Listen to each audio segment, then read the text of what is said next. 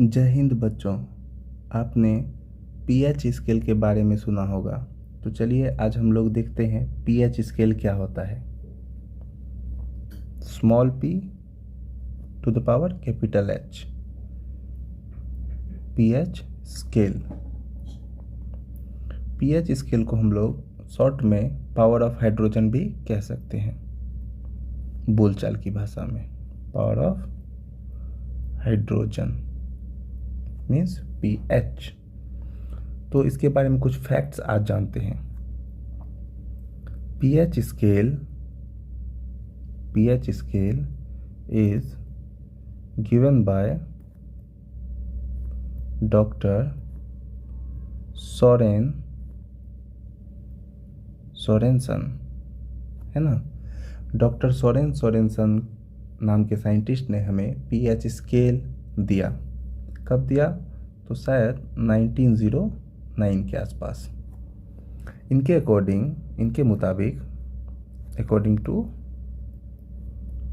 Him, है ना, इनका कहना था कि किसी भी सॉल्यूशन में H+ के कॉन्सेंट्रेशन का निगेटिव लॉग उस सॉल्यूशन का पीएच कहलाता है।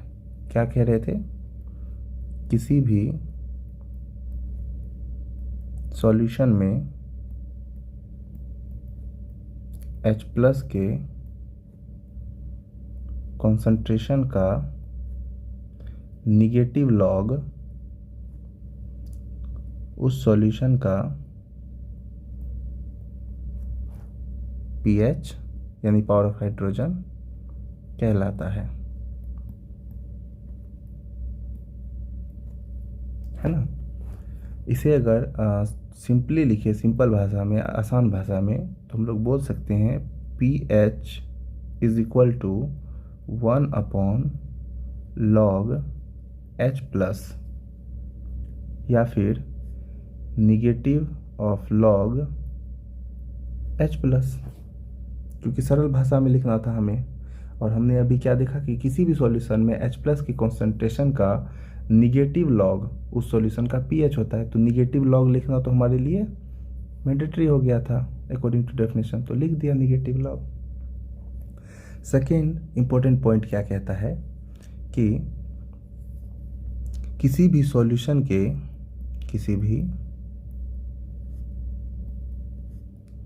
सॉल्यूशन में H+ हो या फिर OH हो का आयनिक प्रोडक्ट का वैल्यू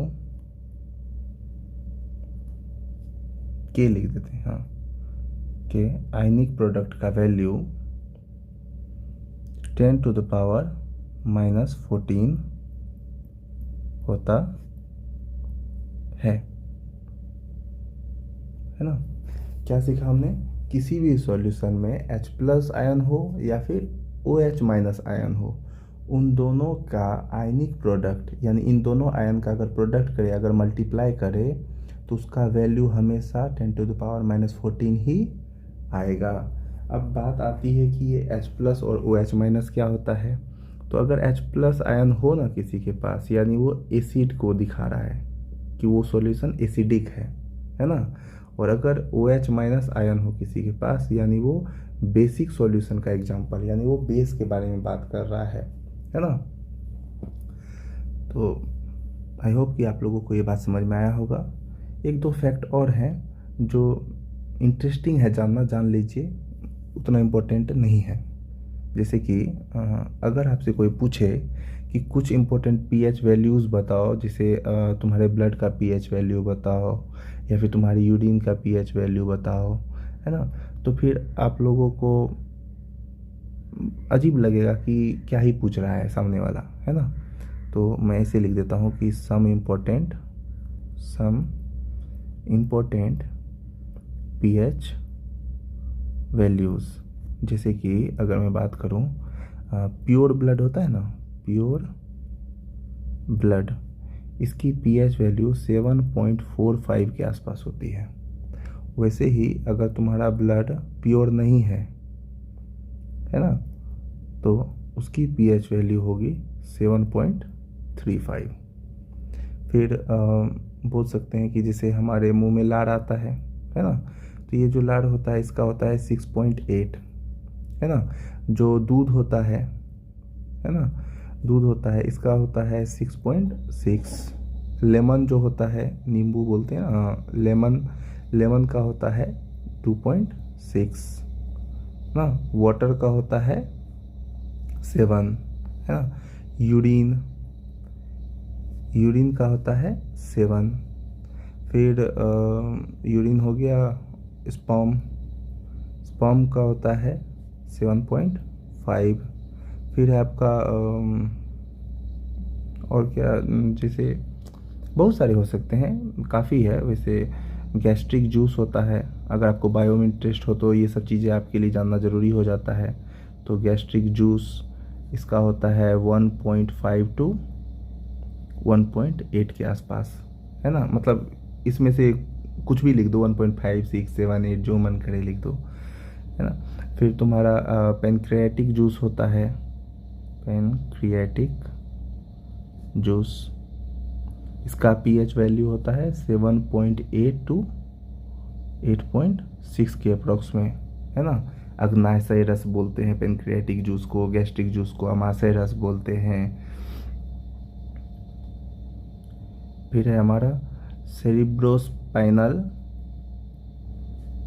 फ्लूइड, है ना, इसका होता है 7.2 टू 7.5 के अप्रॉक्स में। तो ये कुछ इम्पोर्टेंट पीएच वैल्यूज़ थे। यहाँ पे जानने लायक बात क्या है ना। तो यहाँ पे एक ज़रूरी बात है जो आपको पता होनी चाहिए, वो है हमारे यूरिन के बारे में, कि यूरिन ये जो है इसके पास पार्टिकल्स होते हैं कुछ, है ना। यूरिन कैसे बनता है ना। तो यूरिन के पास कुछ उसके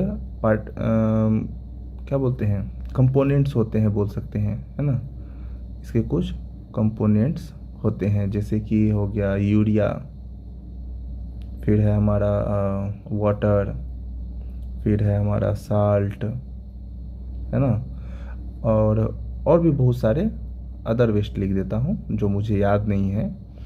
यूरिन बनने के लिए इन सारी चीज़ों की ज़रूरत होती है, या फिर ऐसे बोल सकते हैं सिंपल लैंग्वेज में कि यूरिन के अंदर ये सारी चीज़ें होती हैं। तो अगर मैं ये बोलूँ कि यूरिन के अंदर ये सारी चीज़ें होती हैं, इट मीन्स कि यूरिया हमारे बॉडी में 2.5% के आसपास होता है ना। हमारे यूरिन में वाटर अप्रोक्सीमेटली 95% के आसपास होता है। और साल्ट या फिर अदर वेस्ट की अगर मैं बात करूँ, तो वो होता है हमारे बॉडी में अप्रोक्सीमेटली, जो भी बच गया होगा, तो कितना बचा, 2.5 है ना, तो 2.5%। तो अब अगर आप जोड़ो तो 2.5% plus 95% plus 2.5%, that makes our 100% urine. Okay. और सबसे ज़रूरी बात यूरिन के बारे में कि एक हेल्दी पर्सन जो होता है ना, एक हेल्दी पर्सन डेली क्या करता है। तो एक हेल्दी एडल्ट लिख देता हूँ, है ना। एक हेल्दी एडल्ट रोज डेली कितना यूरिन एक्सक्रीट करता है ना। तो एक healthy adult daily 1000 to 1500 ml urine excrete करता है।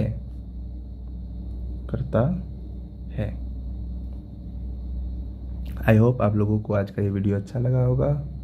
Take care, bye bye.